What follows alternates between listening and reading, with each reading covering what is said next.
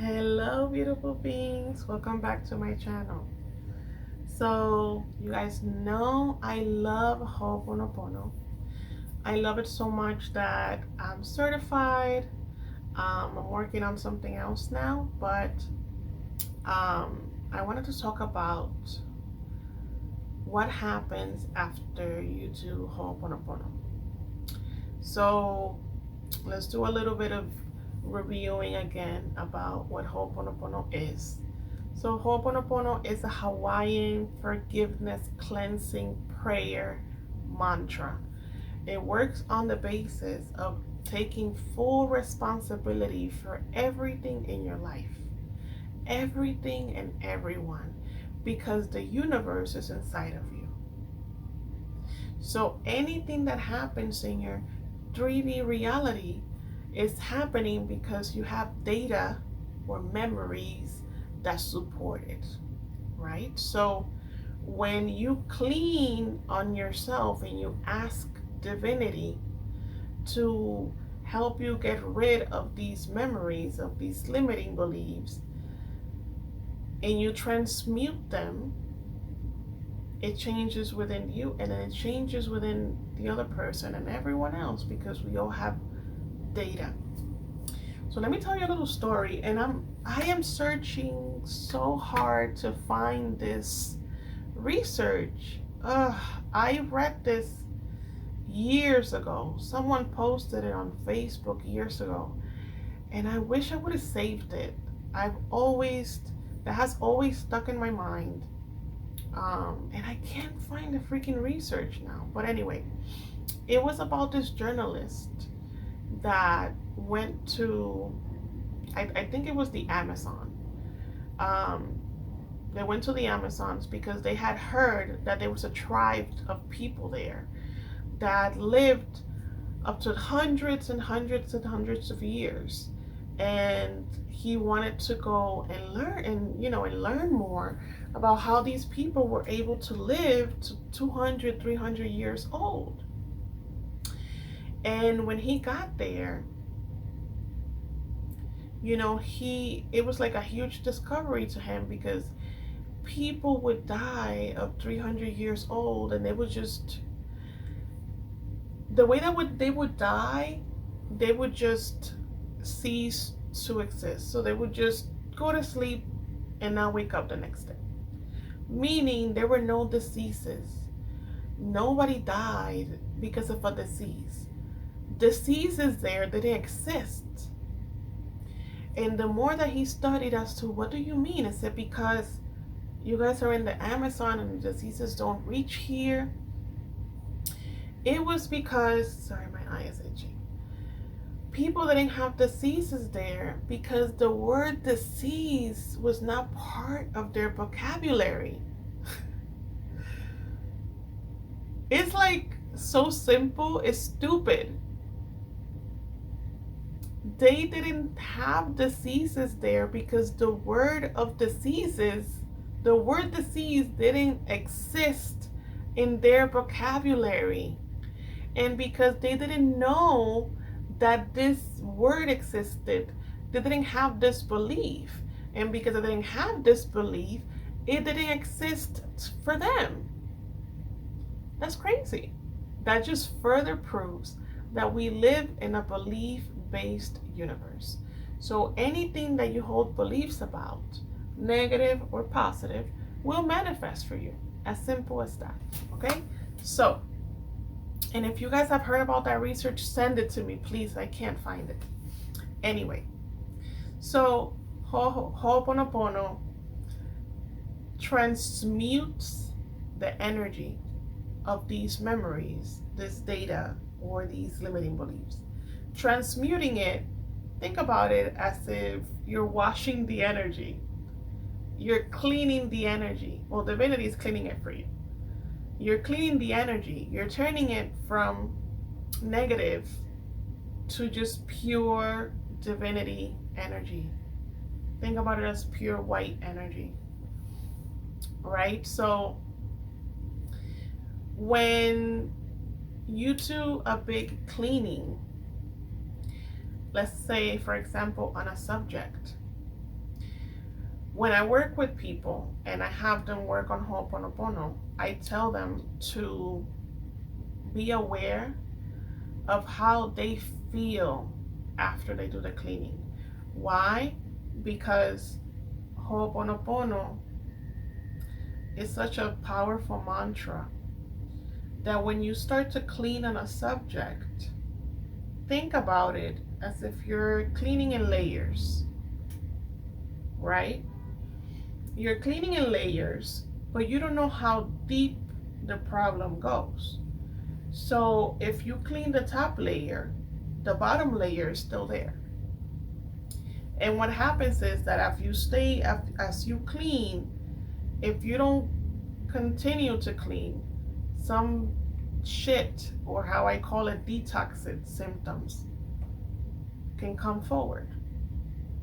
And the detoxing symptoms are usually come in more limiting beliefs coming up, fears coming up, anxiety coming up. Dr.Hew talks about this, and you can find this on YouTube. Dr. Joe Vitale and him wrote Zero Limits together, the first book. And when Dr. Joe Vitale finished his book, Dr. Hew told him that now shit was going to hit the fan. And what that meant by it is that when you start to say the phrases, if you don't finish, or there's more to clean, shit is gonna start to come up. So shit is gonna start to come up for you to continue cleaning it, right? Kind of like you're kicking up dust in a construction site. You kick up dust, more dust comes up. Or you're cleaning a room that hasn't been cleaned. You start in a corner, but then there's more dust. So you have to keep cleaning, cleaning, cleaning, cleaning. So for some people, they can do one cleaning and it's enough. And then they feel amazing and things start to manifest for them. For other people, if the problem goes deeper, you have to continue to clean until you get to this space where you feel kind of like empty in a way. Like the emotional aspect of it is no longer there. And that is a great place to be, because that is what Dr. Hew calls as the whiteboard. That is where divinity gives you inspiration, right? So something else that I wanted to talk about is how fast does Hooponopono work? You have to understand that you're transmuting, you're changing this energy. For the most part, it's not immediate.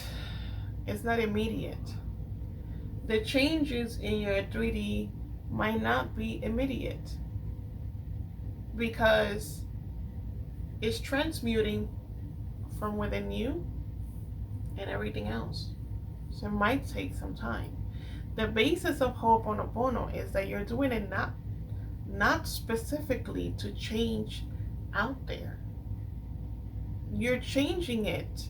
You're doing Hooponopono to get it rid within you, to heal it within you. It's just that because we know that the universe is inside of us. We know that when we heal it and we get rid of the data, it gets rid from everyone else, because we know that everyone is you pushed out. But we're not doing it necessarily, oh, I'm going to do it because I want to do this specifically. No, we're doing it because we're asking divinity to help us clear ourselves from this data. To help is to we do it to get relief, because these things hold us back. They hold us back from receiving divine inspiration. They hold us back from being able to manifest the things that we know that we can manifest. That is the reason why we do Hooponopono. So when we're doing it, the main reason should be to get relief from that memory, so that that memory is no longer stuck. that data is no longer stuck in your subconscious mind, blocking you from all of these things that you do want.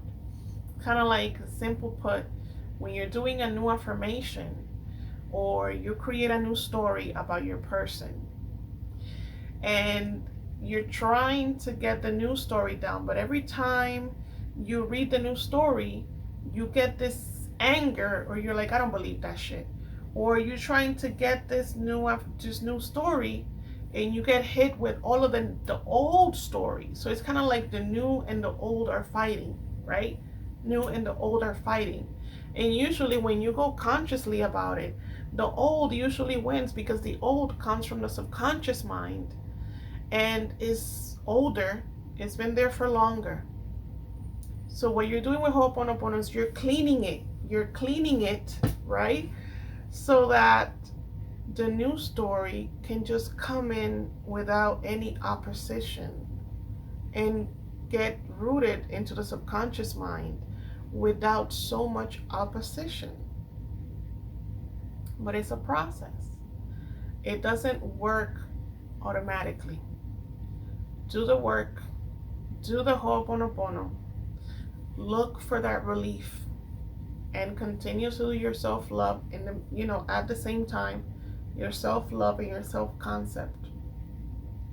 Don't think about, so I do a cleaning today, and then tomorrow I go to my person asking them about that thing that I just cleaned, and they don't give you the answer that you want, and you're like, but what happened?